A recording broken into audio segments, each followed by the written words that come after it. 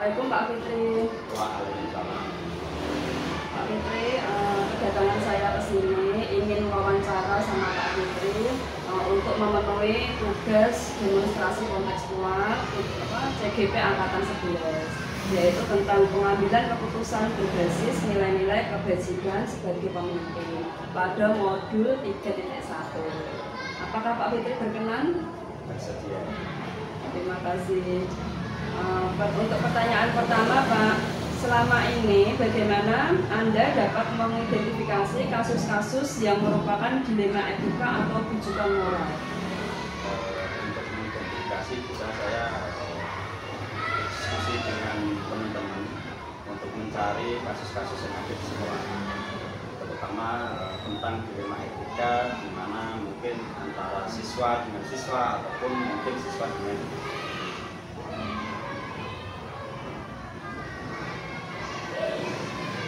Untuk pertanyaan kedua, Pak, selama ini bagaimana Anda menjalankan pengambilan keputusan di sekolah Anda, terutama untuk kasus-kasus di mana ada dua kepentingan yang sama-sama benar atau sama-sama mengandung nilai kebajikan?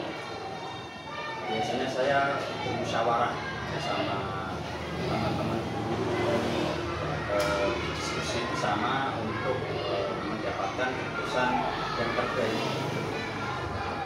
Jadi ketika ada kasus-kasus dilema etika itu kita bersama-sama menganalisis lalu mencari solusi-solusi terbaik sehingga nanti mendapatkan keputusan-keputusan yang terbaik sehingga tidak ada yang dirugikan. Baik Pak, berikutnya pertanyaan yang ketiga, langkah-langkah atau prosedur seperti apa yang bisa Anda lakukan selama ini?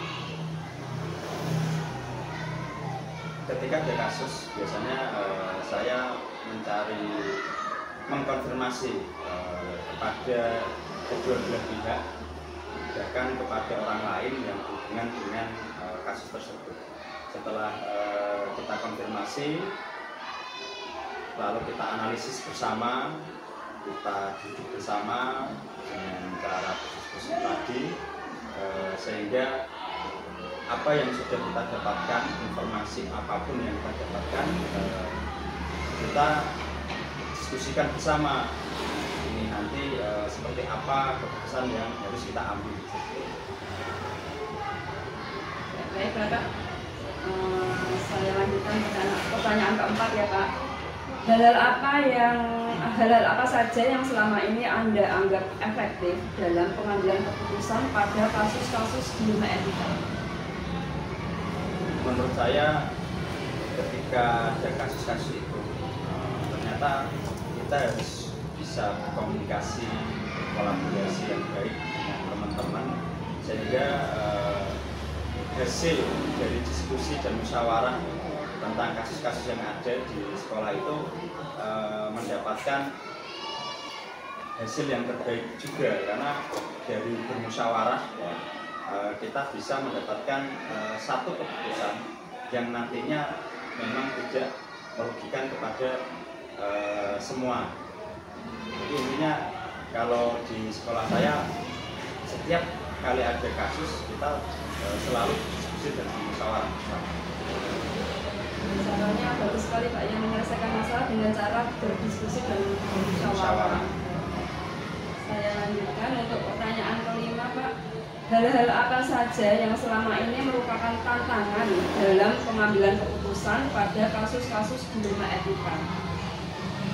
Tantangan yang ada yaitu di mana dua keadaan yang sama-sama benar, sama-sama penting, itu harus kita putuskan. Kita harus memilih salah satu menjadi satu keputusan sehingga keputusan itu memang benar-benar tidak merugikan kedua belah pihak.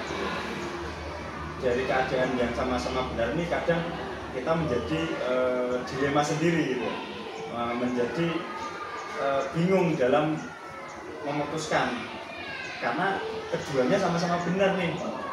Nah, ini yang menjadi tantangan kita, bagaimana kita bisa memilih satu keputusan di mana keputusan itu memang tidak merugikan kedua belah pihak.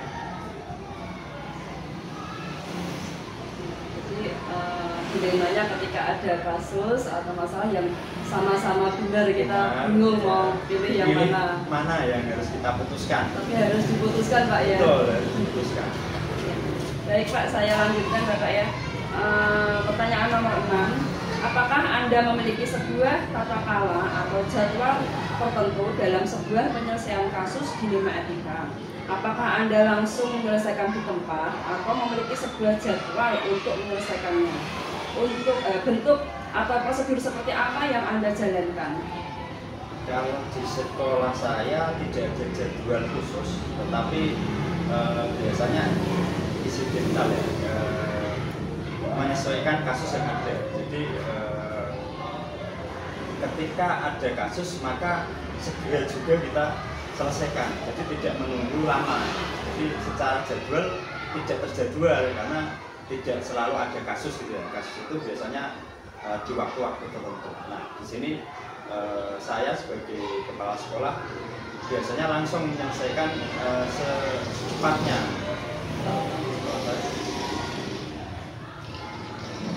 Harus segera diselesaikan Pak ya. Sehingga tidak menimbulkan masalah berikutnya. Iya, sudah tidak berlarut-larut dan meluas. Berikutnya Pak, pertanyaan ke-7. Adakah seseorang atau faktor-faktor apa yang selama ini mempermudah atau membantu Anda dalam pengambilan keputusan dalam kasus-kasus dilema etika? Selama ini yang membantu saya ini semua teman-teman guru, ya, teman-teman guru, wali murid, masyarakat, kadang yang selalu saya ajak diskusi dan musyawarah ini memberikan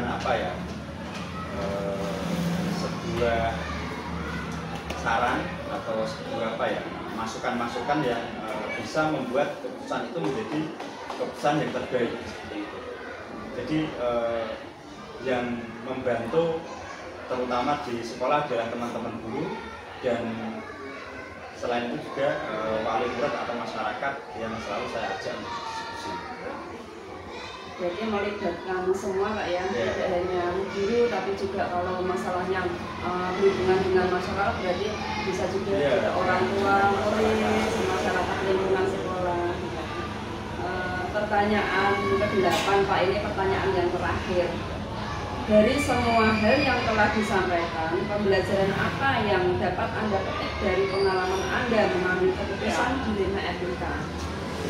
Pengalaman saya selama ini yang saya petik adalah ketika ada suatu masalah, kita harus berusaha mencari jalan terbaik dengan cara bermusyawarah atau diskusi bersama, sehingga masalah-masalah yang terjadi ini segera terselesaikan dan mendapatkan sebuah keputusan yang terbaik dari kasus-kasus yang ada.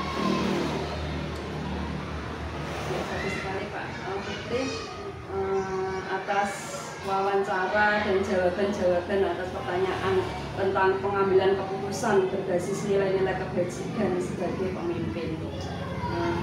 Sampai di sini Pak, saya ucapkan terima kasih banyak telah bersedia meluangkan waktu.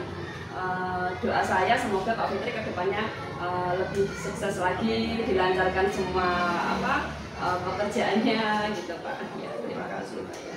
Assalamualaikum warahmatullahi wabarakatuh. Waalaikumsalam warahmatullahi wabarakatuh.